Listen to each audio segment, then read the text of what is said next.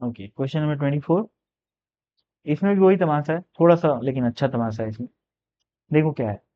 A solid sphere, hollow sphere, and a disk all having same mass and radius are placed at the top of an incline and release. ठीक है। The friction coefficient between the objects and the incline are same. Same है friction coefficient, परंतु sufficient नहीं है कि वो pure rolling करवा सके। ठीक है, इसका मतलब क्या होगा? कोई प्योर रोलिंग नहीं करेगा और काइनेटिक फ्रिक्शन सब पे लग रहा होगा।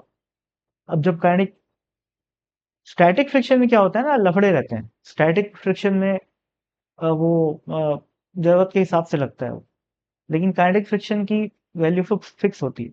तो किसी भी ऑब्जेक्ट के लिए अगर एफबीडी बनाऊंगे, चाहे वो सॉलिड स्फीयर हो, हॉलो स्फीयर हो या फिर डिस्क हो, कुछ भी हो, फ्रिक्शन ऐसे ही लगेगा। ठीक है, और इसकी वैल्यू एफ काइनेटिक ही है ये, तो इसकी वैल्यू क्या आएगी? Mu into M G cos theta ही होगी, है ना। ये अगर आपको ये डायग्राम याद हो तो ओ, ऐसा डायग्राम बनता है ना।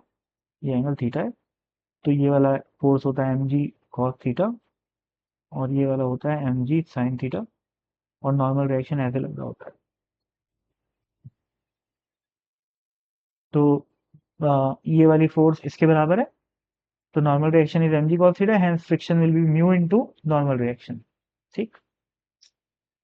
अब फ्रिक्शन, अब देखो भाई फिर से ये सबके लिए कॉमन एवरीडे में ये आ रहा है बॉल, और ये एम जी साइन थीटा सबके में आएगा क्योंकि सबका मास सेम है, और फ्रिक्शन की वैल्यू भी सबके लिए सेम ही आएगी। तो यानी कि मोमेंट ऑफ इनर्शिया से कोई रिलेशन ही नहीं, इस कोई काम ही नहीं मोमेंट ऑफ इनर्शिया का इस क्वेश्चन में।